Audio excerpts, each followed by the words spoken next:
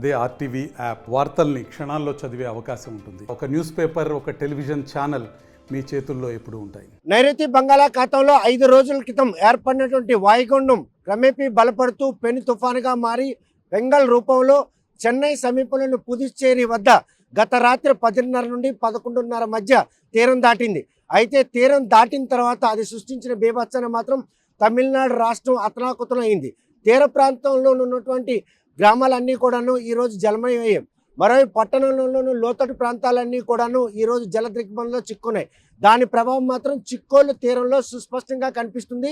5 రోజులుగా ఈ తీరం అంతా కూడా అల్లుకొల్లంగా మారింది.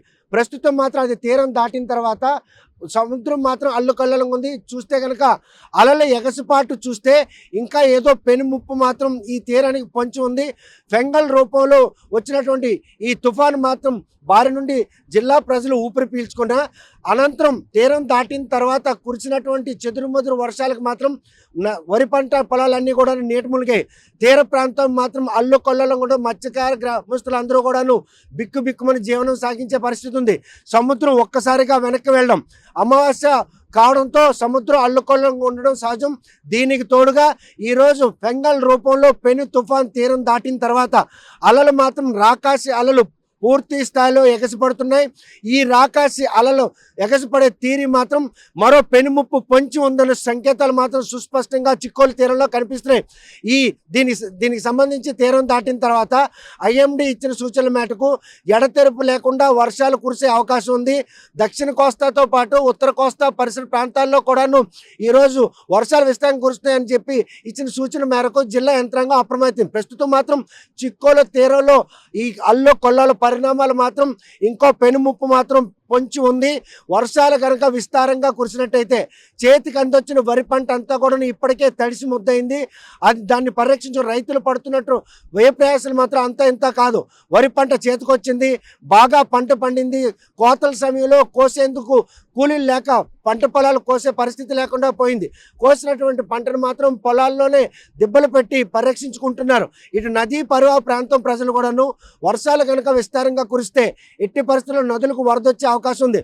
వంస్తారా, నాగావళి, మహేంద్ర, బావుదాయ్ ఈ 4 నదులకు కూడా వరదొచ్చినట్టయితే నదీ పరివాహక ప్రాంతం ప్రజలు కూడాను సురక్షిత ప్రాంతాలకు తరలి వెళ్ళాలని చెప్పి మండల కేంద్రాల్లో కంట్రోల్ రూమ్ ఏర్పాటు చేసినటువంటి జిల్లా యంత్రాంగం జిల్లా హెడ్ క్వార్టర్లో కూడా కంట్రోల్ రూమ్ ఏర్పాటు చేశారు.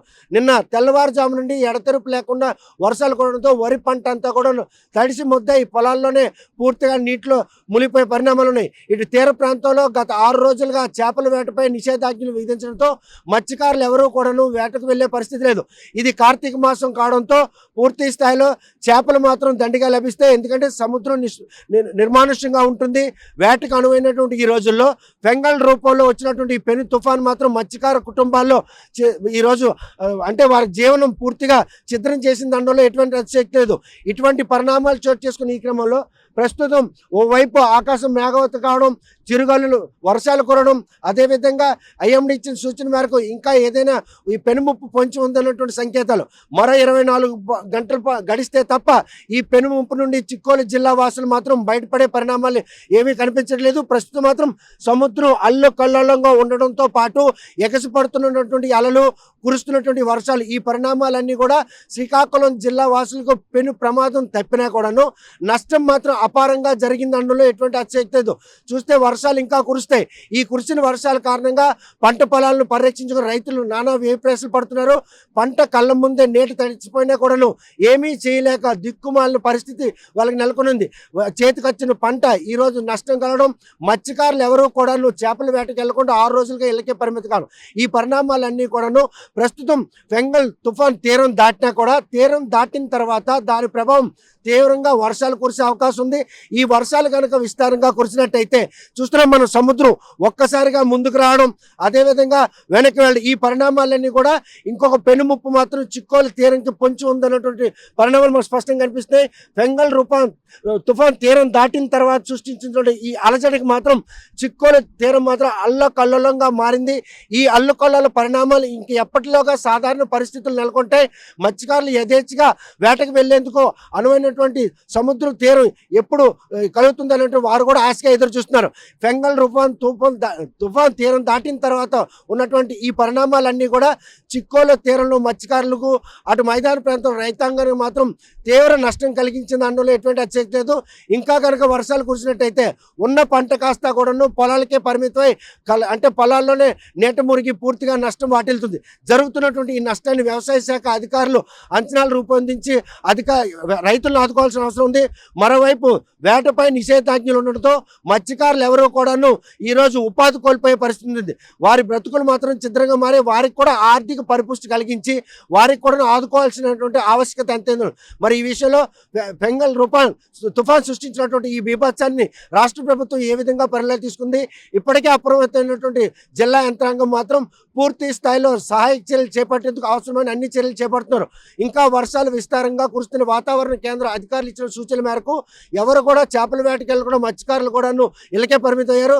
రైతులు మాత్రం తమ పంటలను పరిరక్షించుకున్న పనిలో పొలాల్లోనే పూర్తిగా కుటుంబాలతో పాటు ఆ పంటలను పరిరక్షించు. ఇటువంటి పరిణామాలన్నీ కూడా బెంగాల్ పెను తుఫాన్ నుండి బయటపడ్డామని ఊపిరి పీల్చుకోవడం తప్ప జరిగిన నష్టాన్ని అంచనా వేసేందుకు మాత్రం అధికారులు ఏ విధంగా ముందుకు వెళ్తారు, వారికి ఏ విధంగా ఆదుకుంటారు?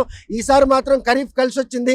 వరి పంట పండించే రైతులందరూ కూడాను సంతోషంగా సంక్రాంతి జరుపుకుంటున్న ఈ తరుణంలో బెంగాల్ రూపంలో వచ్చినటువంటి ఈ పెనుముప్పు మాత్రం చిక్కోలు జిల్లా వాసులు అపార నష్టం కలిగించింది. అందులో ఎటువంటి అతిశక్తి లేదు. ఇటువంటి నష్టపోయినటువంటి రైతులను ఇటు తీర ప్రాంత మత్స్యకారులను జిల్లా యంత్రాంగం ఏ విధంగా కాపాడుతారు? బెంగాల్ తుఫాన్ తీరం దాటిన తర్వాత చిక్కోలు జిల్లా తీరంలో ఉన్నటువంటి ఈ భయానక వాతావరణం మాత్రం ఇంకో పెను ప్రమాదం మాత్రం కళ్ళ ముందు పొంచి ఉంది అనడంలో ఎటువంటి అతిశక్తి లేదు. కల్లేపల్లి తీరం నుండి వీడియో జర్నలిస్ట్ రామకృష్ణతో సత్యం, RTV శ్రీకాకుళం.